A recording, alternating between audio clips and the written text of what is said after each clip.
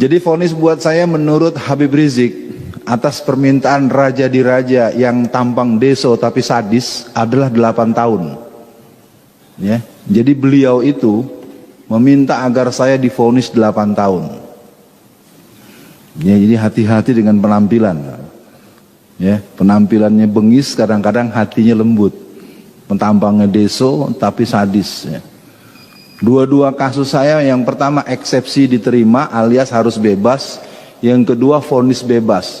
Dua-duanya tidak bisa diteruskan, tapi vonisnya akhirnya 4 tahun. Padahal beliau minta 8 tahun. Antum tahu beliau ya?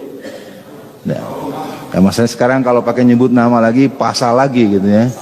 Udah pakai beliau aja dah. Ya. Udah. Saya tutup saja dengan prosesi pengetukan palu ketika akan vonis, supaya jamaah juga dengar.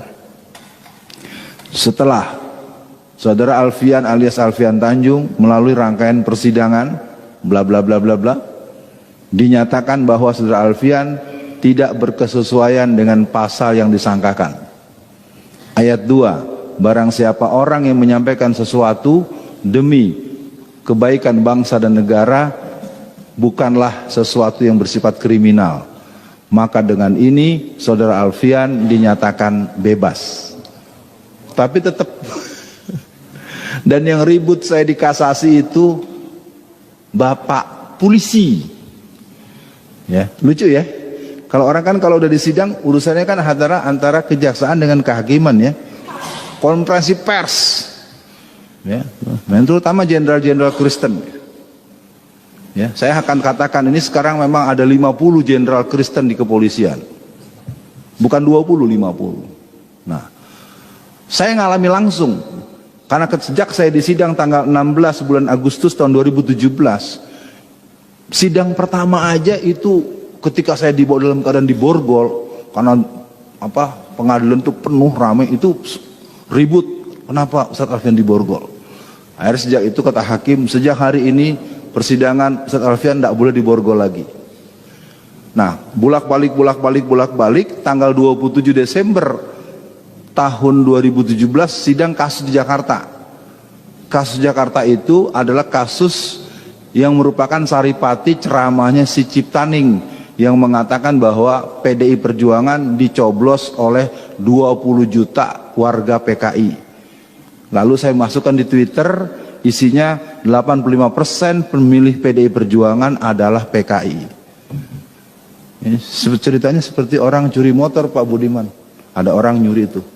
Maling tuh, maling. Jadi yang ditangkap bukan yang maling, yang ngasih tahu. Kan lucu kan? Makanya ketika Bang Yusril jadi saksi, itu habis sama Bang Yusril tuh. Hakim segala macam, jaksa nggak bisa ngomong. Tapi ya begitu. Oke ya, jadi kesimpulannya saya masih seperti yang dulu, cuman mungkin kemarin udah kena lagi pasal di Sumatera Barat. Terus-terusan nih, saya dilaporin terus. Oke, cukup sampai di sini. Karena tadi ada amanat dari Pak Ustadz Budiman untuk menyampaikan hal-hal yang khusus. Ya, saya berharap saya tidak slip of tongue, saya nggak salah ngomong. 1,5 bulan yang lalu, Xi Jinping sudah mengancam Jokowi. Kalian harus sikapi Islam dengan keras. Nah, saya kok nggak paham ini, kok presiden negara lain ngancam presiden kita. Ini terus terang saja, ini saya karena tadi saya tegas betul tadi Ustadz Budiman bilang, Ustadz Alfian akan menyampaikan sesuatu yang tidak atau jarang didengar. Seperti dulu juga pernah saya masih ada nggak bapak yang polisi di sini? Ya, bapak kan yang marah sama saya waktu saya bilang Polwan digebukin, lalu bapak komplain, akhirnya saya kirimin videonya. Iya, dulu waktu ada proses sweeping di hotel di Medan, saya sempat cerita, saya ingat beliau tuh agak komplain. Oh ini gini mana? Akhirnya saya kirimin video pada beliau ketika pengusaha Cina pemilik hotel ada proses penertiban oleh pihak Poltabes Medan. Aneh kan?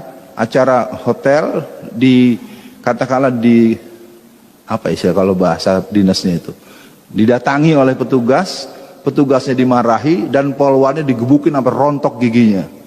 Ya, Waktu itu beliau agak komplain, nggak mungkin gini ya. Saya kirimin videonya dan karena beliau nggak kasih komentar, mudah-mudahan saya nggak keliru lagi kalau ngomong. Baik ya, jadi Xi Jinping itu sudah perintah dan kita sedang menunggu pengesahan undang-undang HIP. Bukan menunggu berarti kepengen, bukan. Kalau undang-undang ini disahkan, ini pengajian nggak bisa nih. Terus terang aja nih, lagi ngaji atau diserbu sama Satgas partai titik-titik, ente nggak bisa ngelawan, salah demi hukum. Jadi undang-undang HIP itu blade-nya adalah blade penghapusan TAP MPRS nomor 25 atau 66. Beneran, ini saya gini-gini kalau kata teman-teman deket, ini Profesor Doktor PKI nih.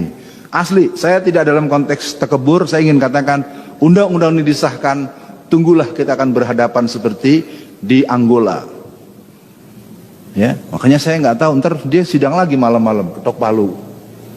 Nah udah ya, saya pikir begitu dulu satu poin. Saya karena harus cukupkan 10 menit. Yang kedua, gerakan PKI sekarang itu betul-betul sentralnya Jawa Tengah, Jawa Timur. Jawa Tengah itu Semarang dan Boyolali, full dari tingkat RT sampai tingkat wali kota, bupati sampai gubernur Jawa Tengah. PKI Pak. Ya, cuman repotnya kan kalau ngomongin dibantah-bantah mulu. Saya udah bilang kalau mau debat di TV mana, syaratnya 2. Jangan pakai pasal, jangan pakai fisik. Kalau saya diberi kesempatan mau profesor yang mana, doktor yang mana, ini punten cek Sundanya, hampura. Bukan sok pinter. Ini kan anak udah keterlaluan ini. Karena pernah terjadi mau ada acara di TV One batal.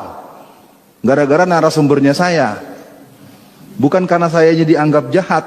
Jadi gini ceritanya. Satu hari manajemen TV One telepon saya, Ustadz Alfian siap?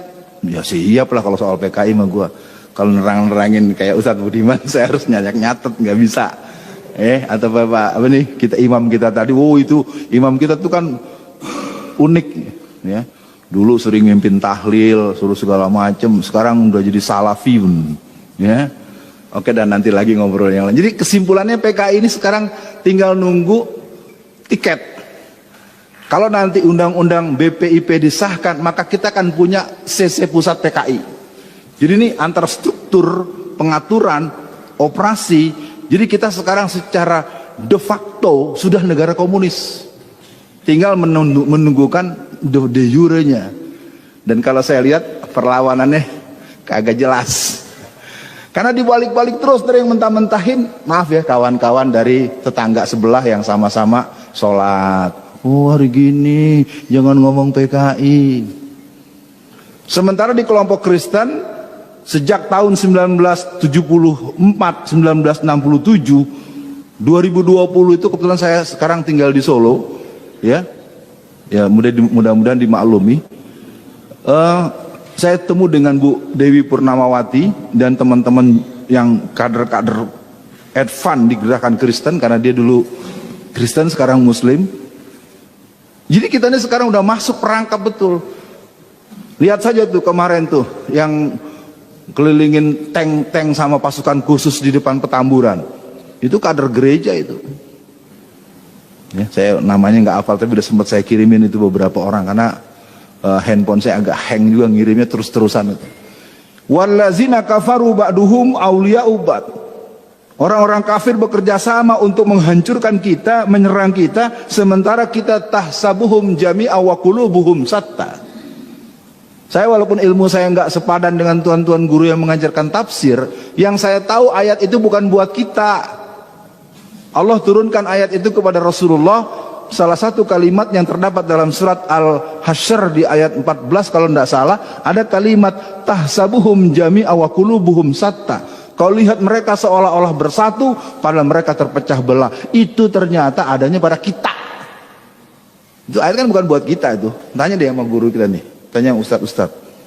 Nah jadi kesimpulannya itu, satu lagi atau dua lagi. Nah ya, yang kedua narkoba. Ini mohon maaf Bapak yang pernah di kepolisian. Narkoba itu dalam pengetahuan saya selama 29 bulan dalam penjara. Real. Terkonfirmasi datang 250 ton tiap tahun. Ya, karena kebetulan saya ketemu dengan bandar-bandar besar yang asetnya triliunan dan di dalam itu banyak bunker-bunker yang isinya narkoba. Saya nggak bisa lagi ngomong dan nyerah udah. Ya, jadi kalau ada, jangankan saya yang sama-sama tahanan, Kalapas aja kalau mulai menyoal bulan depan ganti. Jadi dalam itu yang namanya bandar-bandar benar-benar jadi super body.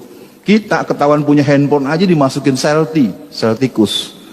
Tapi kalau Cina-Cina itu pakai handphone tuh depan umum, pakai bahasa Cina lah segala macam. Wah, udah nggak ada harganya deh petugas kita. Mau yang petugas kepolisiannya, mau yang petugas lapasnya, yang nggak, kalau di hadapan Cina semuanya. Saya tidak menghujat lembaga loh, saya melihat langsung bagaimana mereka dibentak-bentak. Apalagi waktu saya ditahan di Makobrimob, itu kan saya di Makobrimob itu ya ceritanya penjara-penjaraan. Kalau udah jam 10 malam tuh sering dibukain sama komandan batalion. Saya kan imam musola, saya begini-gini imam musola Pak, imam musola jamaah 200 orang. Jadi kalau lagi nggak ada pengawasan dari Mabes Polri, gembok saya dilepas. Pas saya masuk, sopo iki sopo, ditahan di sini, Ustaz Alfian Tanjung, yang memenjaranya gendeng. Bayangin, karutannya saja bilang yang masukin saya ke situ orang gila atau gitu, coba. Ya, tapi jangan cari namanya, saya nggak mau, kesian tuh bapak itu. Jadi dari sini para jamaah semua, narkoba ini jadi senjata dari jaringan Cina untuk melumpuhkan. Pertama, melumpuhkan generasi muda. Kedua, melumpuhkan orang-orang tua dan aparat untuk menyoal mereka. Karena mereka sogokannya ratusan triliun. Puluhan, gila. Jadi barang itu datangnya terang-terangan. Jadi pakai kapal-kapal besar itu, di 250 ton kan nggak mungkin pakai gerobak. Ya. Dan transaksinya resmi. Antara seragam titik-titik dengan seragam titik-titik. Udah dah, saya nggak bisa bahas lagi. Pakai berkasnya sama, saya dapat langsung. Dan terakhir, karena nanti kelamaan, yang jadi bandar narkoba di masyarakat itu tokoh-tokoh yang populer dan terkenal. Di tingkat ini, izinkan saya nggak berani nyebut nama, takut saya, asli takut. Beneran Pak, saya ngomong aja takut udah. Karena saya kan di dalam diketahui, karena saya ini wakil ketua Komite Dakwah Khusus MUI Pusat. Jadi anak-anak tuh pada cium tangan mulu lah, udah pada laporan. Ustadz gimana Ustadz gini-gini, kamu kenapa kasusnya? Ya saya 13 kilo Ustadz, hukuman saya hukuman mati. Terus tapi sebenarnya yang punya disebut tuh nama-nama orang. Lu bener ngomong gitu? Buat apa Ustadz, dari penjara?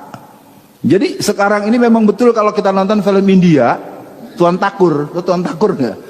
Ya kalau saudara-saudara bangsa ini kita padahal di belakang tanah rakyat dijarah, anak-anak kecil diracun segala macam. Jadi negeri ini Tuan Takurnya ada banyak.